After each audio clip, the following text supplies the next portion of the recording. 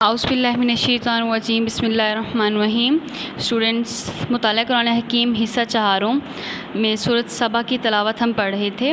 سورۃ سبا کی ہم نے آیات جو ہے وہ 22 سے لے کے 48 تک کا ترجمہ اور وضاحت پڑھی، اور اس سے ریلیٹڈ جو شارٹ کوسچنس تھے وہ بھی آپ لوگوں کو بتائے گئے، اور آپ لوگوں نے امید ہے آپ نے اس کو اچھے طریقے سے یاد کیا ہوگا۔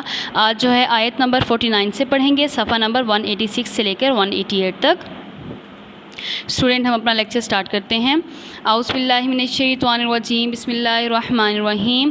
کل آپ فرما دیجئے صلی اللہ علیہ وآلہ وسلم، انما اعیذکم بواحدۃ، آپ فرما دیجئے میں تمہیں صرف ایک ہی بات کی نصیحت کرتا ہوں، ان تقوموا للہ مثنی وفرادا ثم تتفکروا، کہ تم لوگ اللہ کے لیے دو دو اور ایک ایک ہو کر کھڑے ہو جاؤ، پھر خوب غور کرو، ما بصاحبکم، تمہارے ساتھی محمد صلی اللہ علیہ وآلہ وسلم، من جنۃ، میں مجنون کی کون سی بات ہے، ان ہوا الا نذیر، وہ تو تمہیں صرف خبردار کرنے والے ہیں، لکم بین یدی، تمہیں خبردار کرنے والے ایک رسول ہیں، یعنی تمہارے سامنے ہیں، عذاب شدید، ایک سخت عذاب کے آنے سے پہلے۔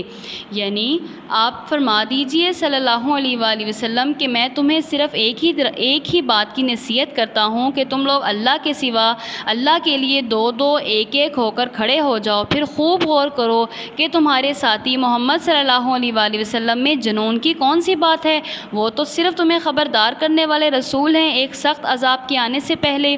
کل آپ فرما دیجئے صلی اللہ علیہ وآلہ وسلم، ما سألتکم من اجر فہو لکم، کہ بالفرض میں تم سے اس تبلیغ پر جو اجر مانگتا ہوں، ان اجری الا علی اللہ، بس وہ تم ہی رکھو، میرا اجر تو صرف اللہ کے ذمہ ہے، وہو علی کل شیء شہید، اور وہ ہر چیز پر گواہ ہے۔ یعنی رسول صلی اللہ علیہ وآلہ وسلم فرما رہے ہیں کہ میں تم سے کوئی اجر تو نہیں مانگتا، اور اگر مانگ رہا ہوں تو وہ تم اپنے پاس رکھو، میرا اجر تو صرف اللہ کے پاس ہے، مجھے تم سے کوئی اجر نہیں چاہیے۔ کل آپ فرما دیجئے صلی اللہ علیہ وآلہ وسلم، انا ربی یقذف بالحق، بے شک میرا رب حق نازل فرماتا ہے، علام الغیوب، اور سب غیبوں کو خوب جاننے والا ہے۔ کل آپ فرما دیجئے صلی اللہ علیہ وآلہ وسلم، جاء الحق وما یبدئ الباطل، آپ فرما دیجئے کہ حق آ گیا اور باطل نہ پہلی بار کچھ پیدا کر سکتا ہے۔ اور کل آپ فرما دیجئے صلی اللہ علیہ وآلہ وسلم، انا ربی یقذف بالحق، کہ آپ کا رب حق نازل فرماتا ہے، سب غیبوں کو جاننے والا ہے، علام الغیوب، غیبوں کو جاننے والا ہے۔ کل آپ فرما دیجئے صلی اللہ علیہ وآلہ وسلم، جاء الحق وما یبدئ الباطل، کہ باطل نہ پہلی بار کچھ کر سکتا ہے، وما یعید، اور نہ دوبارہ کر سکے گا۔ کل آپ فرما دیجئے صلی اللہ علیہ وآلہ وسلم، ان ضللت فانما اضل علی نفسی، کہ اگر بالفرض میں گمراہ ہوں تو میری گمراہی کا نقصان مجھ پر ہی ہے، وَإِنِ اهْتَدَيْتُ، اور اگر میں ہدایت پر ہوں، فَبِمَا يُوحَىٰ إِلَيَّ رَبِّي، تو یہ اس لیے کہ میرا رب میری طرف وہی فرماتا ہے، إِنَّهُ سَمِيعٌ قریب، بے شک وہ خوب سننے والا بہت قریب ہے۔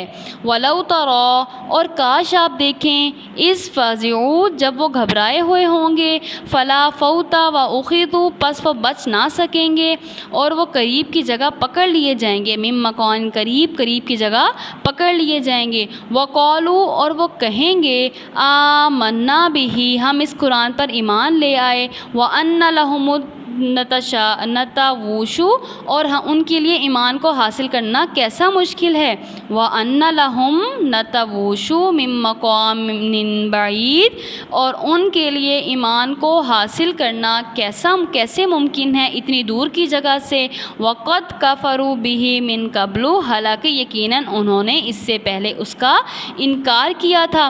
دیکھیں اس آیت مبارکہ میں اللہ تعالیٰ کیا ارشاد فرما رہے ہیں کہ جب روزے قیامت والے دن ان سے حساب کتاب لیا جائے گا اور ان کو جب عذاب میں مبتلا کیا جائے گا تو وہ کیا کہیں گے کہ ہم اس قرآن پر ایمان لے آتے ہیں، لیکن اس وقت ان کا یہ ایمان لانا ان کو فائدہ نہیں دے گا، بلکہ ان کو دنیا کی زندگی میں مہلت دی گئی تھی، اس وقت انہوں نے اس کا انکار کیا۔ وَيَقْذِفُونَ بِالْغَيْبِ مِن مَّكَانٍ بَعِيدٍ، اور ڈرو اس جگہ سے یعنی اور دوڑ کی جگہ سے بغیر دیکھے تیز چلاتے تھے، یعنی دور کی جگہ سے، یعنی جب ان کو اس کی جو ہے وہ قرآن پاک کی تلاوت کی جاتی تھی اور ان کے سامنے جو ہے وہ اللہ کی آیات کا ذکر کیا جاتا تھا، اس وقت وہ اس سے دور بھاگتے تھے، اس سے دوڑتے تھے، اور کیا نام ہے، اور اب جب ان کے سامنے ہر چیز واضح ہو گئی، وہ قیامت واضح آ گئی، عذاب کے بارے میں جو ان کو بتایا جاتا تھا وہ ان کے سامنے واضح ہو گیا، تو وہ کیا کہتے ہیں کہ ہم اس پر ایمان لے آئے، من مکان بعید، اور وہ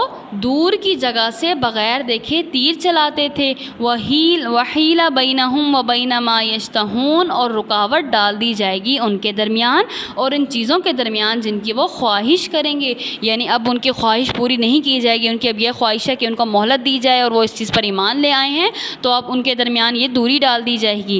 کما فعل باشیائہم، جیسا کہ اس سے پہلے ان جیسے لوگوں کے ساتھ کیا گیا، من قبل، جو اس سے پہلے تھے، انہم کانوا فی شک مریب، بے شک وہ لوگ بھی بڑے بے چین کرنے والے شک میں پڑے ہوئے تھے، کہ شک میں پڑے ہوئے تھے کہ کیا ہمیں دوبارہ زندہ کیا جائے گا، کیا قیامت آئے گی، کیا یہ رسول سچا ہے، کیا یہ اللہ کی وحی سچی ہے، تو ان تمام باتوں کے اس میں شک میں پڑے ہوئے تھے، تو آج ان کا ایمان لانا انہیں کوئی فائدہ نہیں دے گا۔ اسٹوڈنٹ، ہماری صورت مکمل ہو گئی، اب ہم اس سے ریلیٹڈ جو علم و عمل کی باتیں ہیں اس کو ریڈ آؤٹ کرتے ہیں۔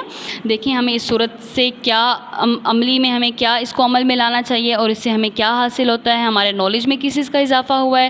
تو دیکھیے پوائنٹ نمبر 1، اللہ تعالیٰ کائنات کے ایک ذرے اور اس سے بڑی یا اس سے چھوٹی ہر چیز کو خوب جاننے والا ہے، یعنی اللہ تعالیٰ کے علم سے کوئی چیز بھی پوشیدہ نہیں ہے۔ نمبر 2، محنت میں عظمت ہے، حضرت داؤد علیہ السلام اپنے ہاتھوں سے لوہے کی زریں اور زنجیریں بناتے تھے۔ نمبر 3، ہمیں اللہ کی نعمتوں پر اس کا شکر ادا کرنا اور اللہ کی فرما برداری کرتے رہنا چاہیے۔ نمبر 4، اللہ کی ناشکری پر نعمت چھین لی جاتی ہے۔ آپ نے اس صورت میں پڑھا تھا نا قوم سبا کا واقعہ، اللہ نے ان لوگوں کو اتنی نعمتوں سے نوازا، اس کے باوجود انہوں نے اللہ کی ناشکری کی تو اللہ نے ان سے نعمتوں کو چھین لیا اور ان کو عذاب میں مبتلا کر دیا۔ نمبر 5، ہر شخص اپنے اعمال کا خود ذمہ دار ہے، قیامت کے دن کسی شخص سے کسی دوسرے کے جرائم کے بارے میں باز پرست نہیں کی جائے گی، اس سے سوال نہیں کیا جائے گا۔ نمبر 6، انبیاء کرام کا انکار کرنے والے اکثر و بیشتر خوشحال اور کھاتے پیتے لوگ تھے جو دنیا کی نعمتوں میں کھو کر آخرت سے غافل ہو چکے تھے۔ دیکھیں کیونکہ دنیا جو ہے وہ مومن کے لیے قید خانہ اور کافروں کے لیے جنت ہے، اللہ نے جتنے بھی چیزیں ہیں ان کو دنیا میں ہی دے دی لیکن آخرت میں ان کا کوئی حصہ نہیں ہے۔ نمبر 7، مال اور اولاد اللہ کی رضا کی نشانی نہیں بلکہ دنیا کی زندگی کا امتحان ہے کہ اللہ نے اس کو اولاد اور مال دیا، کیا وہ مال میں سے اللہ کی راہ میں خرچ کرتا ہے، کیا وہ اولاد کو اللہ کی راہ میں لاتا ہے، کیا وہ اس کو ہدایت پر لاتا ہے، تو یہ دونوں کیا ہیں، دنیاوی زندگی میں امتحان ہے۔ نمبر 8، قرآن حکیم کی واضح آیات انسان کو شرک سے دور رکھتی ہیں اور دین کا صحیح تصور عطا کرتی ہیں۔ نمبر 9، ہمیں اخلاص کے ساتھ بغیر کسی دنیاوی لالچ کے لوگوں کو اللہ کے دین کی طرف بلانا چاہیے۔ نمبر 10، جھوٹے معبود نہ کسی کی پہلی بار پیدا کر سکتے ہیں اور نہ ہی کسی کو دوسری بار پیدا کریں گے۔ ہماری علم و عمل کی 10 باتیں مکمل ہوئیں، اللہ تعالی ہمیں اس پر عمل کرنے کی توفیق عطا فرمائے۔ اب ہم چلتے ہیں اس کے MCQs کی طرف، جو اس آیات سے ریلیٹڈ MCQs ہیں۔ اسٹوڈنٹس یہ آپ لوگ اس کو خود سے جو ہیں اپنے مطالعہ قرآن حکیم پہ اس کو سولو کریں گے۔ آپ کو آیات کا ترجمہ پڑھایا گیا، اس کی تفسیر پڑھائی گئی اور آپ نے شارٹ کوسچن اچھی طرح یاد بھی کیے، تو اس سے ریلیٹڈ جو ہیں یہ MCQs بنائے گئے ہیں۔ آپ نے اس کو اپنی مطالعہ قرآن حکیم کے پیج نمبر 188 پہ آپ اس کو اچھے سے مارک کر لیں گے، اس کا جو بھی کریکٹ آنسر ہوگا آپ اس کو اچھے سے مارک کر لیں گے، ٹھیک ہے اسٹوڈنٹ۔ دیکھیے نمبر 1 پہ، سورۃ سبا کے پہلے رکوع کی روشنی میں جواب دیجیے کہ اہل علم کی قرآن حکیم کے بارے میں کیا رائے بیان کی گئی ہے۔ الف، قرآن حکیم اللہ کی طرف سے راستہ دکھاتا ہے۔ ب، قرآن حکیم علم کا خزانہ ہے۔ جیم، قرآن حکیم سابقہ امتوں کی تاریخ بیان کرتا ہے۔ ان میں سے جو کریکٹ آنسر ہے آپ اس کو مارک کر لیں۔ نمبر 2، حضرت داؤد علیہ السلام پر اللہ کی کس نعمت کا ذکر کیا گیا ہے؟ الف، ان کے ہاتھوں سے کوڑ کے مریض کو شفا دینا۔